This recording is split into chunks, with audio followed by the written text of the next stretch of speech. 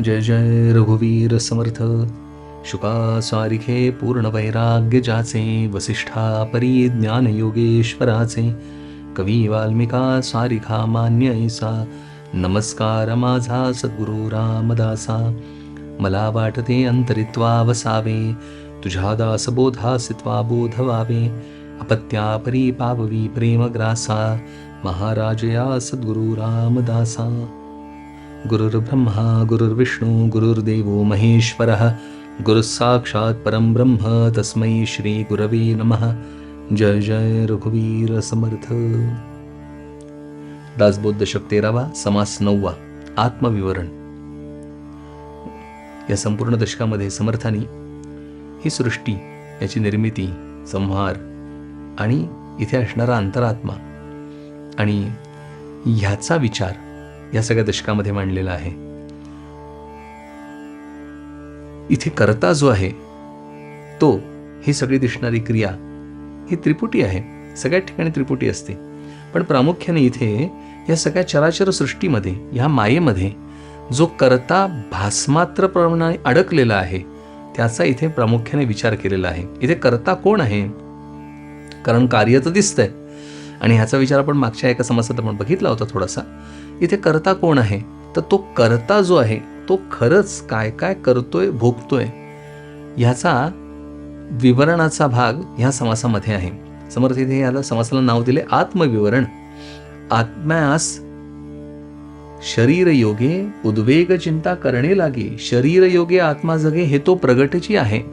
उद्वेग आणि चिंता ही शरीराच्या योगाने आत्म्याला येते. आत्मा म्हणजे इथे अंतरात्मा धरायचा, जो जीवरूपाने इथे गुरफटून गेल्यासारखा भासतो आहे. म्हणजे तो जीव आहे असं धरूया आपण. तर तो जो जीव आहे तो चिज्जड ग्रंथी झाल्यासारखा एकत्र अडकून पडलेला आहे. पण त्याला त्या अडकण्यामुळे त्याला भोगावं मात्र सगळं लागतं. जसं जी जाळी पसरलेली आहे पाण्यामध्ये आणि पोहणारा हा स्वतंत्र असतो, पण पाय जर जाळीमध्ये अडकला तर नाईलाजाने जाळी ज्या ठिकाणी स्थिर होऊन अडकलेली असते त्याच ठिकाणी अडकलेला पाय असणारा मनुष्य सुद्धा तिथे अडकून पडतो. तद्वत या चिज्ज ग्रंथीमध्ये तो अंतरात्मा अडकून पडलाय आणि तो प्रत्यक्ष भोगतोय असा आपल्या सगळ्यांना अनुभव येतो. समर्थ इथे म्हणतात आत्मया शरीर योगे, ह्या शरीराच्या केवळ संयोगाने, म्हणजे तो आहे भासमात्र अडकलेला आहे, त्याच्या संयोगाने सगळ्या सुख आणि दुःखाला भोगावं लागतं. म्हणजे त्याला सुखदुःखांचा प्रत्यय येतो. नाहीतर आपल्याला प्रत्यय येणारच नाही. आपल्याला आनंदाशिवाय, शांतीशिवाय दुसरा काहीही अनुभव येण्याची परिस्थितीच नाही. समर्थ इथे म्हणतात उद्वेग चिंता करणे लागे, शरीर योगे आत्मा जगे हेही प्रगटची आहे. शरीर आहे म्हणून आत्मा तिथे ठिकाणी आहे. इथे अंतरात्मा धरायचा तो जीव. तर तो जीव त्या ठिकाणी विवरतो, चालतो, फिरतो, आनंद घेतो, खातो, दुःखी होतो, रडतो, क्रोधाविष्ट होतो. हे सगळेच्या सगळे विकार त्याच्या अनुभवाला येतात. याचं कारण संयोग झालेला आहे शरीराबरोबर. हे एका वेगळे एक करू जाता निरार्थक, उभय योगे कोणी एक कार्य चाले. शरीरातनं जर आत्मा बाजूला काढला, तो जीव बाजूला काढला, तर त्याला ह्या कुठल्याही पदार्थाचा आनंद घेता येत नाही, ना या सृष्टीचा त्याला उपभोग घेता येतो. त्याला काहीच करता येत नाही. आणि शरीरापासून आत्मा गेला की शरीर जड आहे, ते सगळं करू शकतं, पण त्याला करण्याचं सामर्थ्य नाही. म्हणजे वेगळेपणाने शरीराला ह्या चराचर सृष्टीमध्ये आनंद घेण्याचा, उपभोग घेण्याचा, काही करण्याचं काहीच सामर्थ्य नाही. आणि आत्मा म्हणजे तो अंतरात्मा, तो जीव शरीराच्या शिवाय तो करू शकत असून सुद्धा ह्या चराचर सृष्टीचा काही उपभोग घेऊ शकत नाही. म्हणजे या दोघांचा संयोग कार्य करू शकतो, अनुभव घेऊ शकतो, आनंद घेऊ शकतो.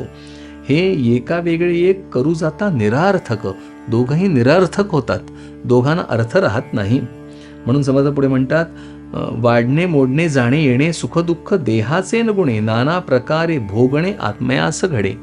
या शरीराच्या योगाने तो वाढतो, मोडतो, तो शरीर सुटलं की रडतो, सुख दुःख भोगतो, नाना प्रकारे भोगणे आत्म्यास घडे. इथे अंतरात्मा धरायचा, जीव धरायचा. तर त्याला सगळे उपभोग घ्यायला लागतात. तो जीव वाढतो, तो जीव कमी होतो. म्हणजे जीव या शब्दाने ते शरीर वाढतं, त्याबरोबर तो जो अंतरात्मा आहे, आत्मा आहे, त्याला देखील वाढणं मोडणं असल्याचा भास होतो. समर्थ म्हणतात, शरीरी नाडीचा खेटा, नाडीमध्ये पोकळ वाटा, लहान थोर सगटा दाटल्या नाडी. तर ह्या शरीरामध्ये काय समर्थांना ज्ञान आहे बघा, किंबहुना आपल्या शास्त्राने किती सूक्ष्म विचार करून ठेवलाय. शरीर म्हणजे नाडीचा खेटा. या सगळ्या शरीरात नाड्यांव्यतिरिक्त काही नाहीये.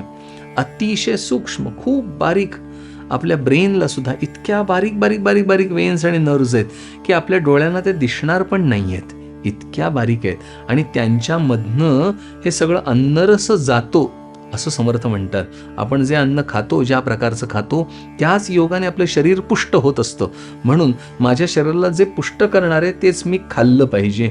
आणि इथे समर्थ म्हणतात, नाडीद्वारा धावे जीवन, जीवनामध्ये खेळे पवन, त्या पवना सरिसा जाण आत्मा ही विवरे. या नाड्यांमधनं म्हणजे टनेल्समधनं सगळ्या ठिकाणी जीवन म्हणजे जे जीवन आहे, म्हणजे रक्त, मांस, रक्त, रेत, हे ते सगळं या शरीराच्या मध्ये फिरत असतं. त्याच्यामधनं पवन जातो. आता बघा, हल्लीच्या काळी प्राणायाम केला की मग सगळ्या शरीराला भर ऑक्सिजन पुरतो. म्हणजेच काय आहे, त्या ज्या नाड्या आहेत त्यातनं जे रक्त जीवन धावतंय, म्हणजे रक्त धावतंय, त्याच्यामध्ये ऑक्सिजन मिक्स होऊन तो ऑक्सिजन सगळ्या शरीरभर पुरवला जातो. आणि समर्थ आहे त्यावेळातलं सांगून ठेवतायत, नाडीद्वारा धावे जीवन, नाड्यांच्या मधनं जीवन धावतं, जीवनामध्ये खेळे पवन, त्या जीवनामध्येच पवन खेळतोय. म्हणजे ऑक्सिजन जे हल्लीच्या काळी म्हणतात, म्हणजे म्हणण्यापेक्षा ऑक्सिजन सगळ्या शरीराला त्या रक्ताच्या मार्फत प्राप्त होतो. समर्थ इथे लिहून ठेवतात, जीवनामध्ये खेळे पवन, त्या जीवनामध्येच पवन खेळतोय, म्हणजे त्या जीवनाच्या मार्फत सगळ्यांना प्राप्त होतोय. आता पुढे सांगतात, त्या पवना सरिसा जाण आत्मा ही विवरे. त्या पवनाबरोबरच हा जो अंतरात्मा आहे तो सगळ्या ठिकाणी पसरतो, म्हणजे तो त्याच्या मार्फत सगळीकडे कार्यरत होतो. तृषेने शरीर म्हणजे तृषा लागली, तहान लागली तर ते माझ्या बुद्धीपर्यंत जातं, कळतं आणि बुद्धी निर्णय देते पाण्याकडे जायला पाहिजे. मग बुद्धी निर्णय देते शरीराच्या पायांना आणि त्यांना ऑर्डर करते, आता तुम्ही उठा, चालायला लागा. तिथे जाते, हाताला ऑर्डर करते बुद्धी आणि पाण्याचं मग, जग, भांड, ग्लास, बॉटल जे असेल ते उचलायला लावते आणि त्यातलं पाणी पहिले पाजते स्वतःलाच, कारण मला तहान लागली. हे बुद्धीला समजतं आणि बुद्धी ते निर्णय द्यायला लागते. आणि मग तो आदेश दिला की त्याप्रमाणे शरीर कार्याला लागतं. शरीर जड आहे. अशा प्रकारे तृषेने शोकले शरीर, आत्मयास कळे हा विचार. त्या बुद्धीला म्हणजेच त्या अंतरात्म्याला कळतं की ह्याला तहान लागलीये, या शरीराला तहान लागलीये. तो तहानेला होतो.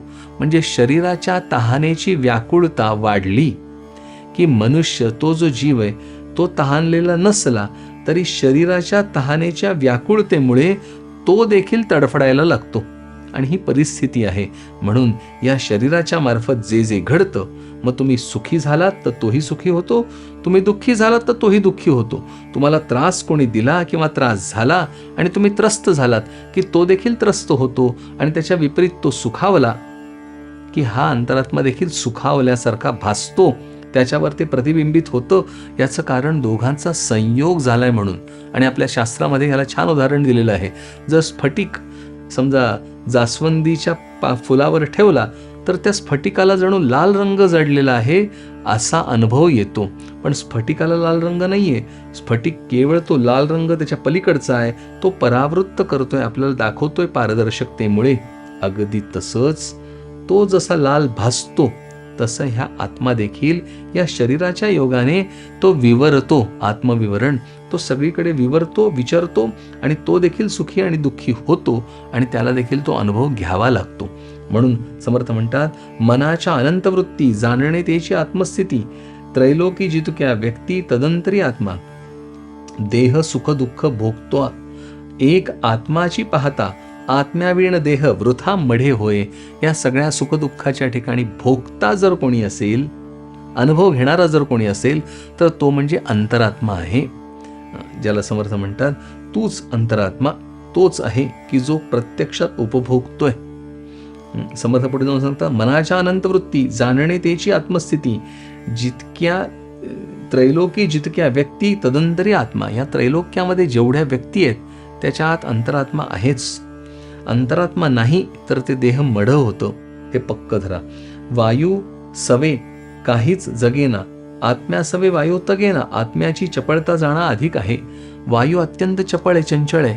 त्याच्यापेक्षाही अंतरात्मा अधिक चंचळ आहे. त्याच्या एवढी चंचलता, चपळता वायूला सुद्धा नाहीये, असं समर्थ इथे स्वच्छ सांगतात. वायू कठीणास अडतो, आत्मा कठीण भेदून जातो. कठीण काही आलं, भिंत आली तर वायू थांबतो. आत्मा भिंत ओलांडून जातो. तो त्याच्यापेक्षाही खूप सूक्ष्म आहे. वायू कठीणास अडतो, आत्मा कठीण भेदून जातो. कठीण पाहो जाता तरी तो छेदेहीना. तो तिथून निघून जरी गेला, त्या भिंतीतून आरपार गेला तर भिंत मोडत नाही, भिंत आहे तशीच राहते.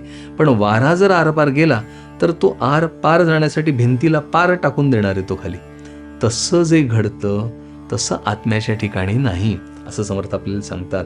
वायू कठीणास अडतो, आत्मा कठीण भेदून जातो. तो इतका सूक्ष्म आहे, तो ह्या चिज्जड ग्रंथीमुळे जडलेला आहे. अन्यथा तो इतका सूक्ष्म आहे की तो भिंत सुद्धा ओलांडून जाऊ शकतो. भिंतीची अडचण त्याला नाही, कारण तो पराकाष्ठेचा शुद्ध आणि सूक्ष्म आहे. म्हणून शरीरास बरे केले ते आत्म्यास पावले, शरीर योगे झाले समाधान. म्हणून शरीराच्या संयोगामध्ये असल्यामुळे शरीराला सुखी केलं की तो सुखी होणार आहे, शरीराला दुःखी केलं तो दुःखी होणार आहे.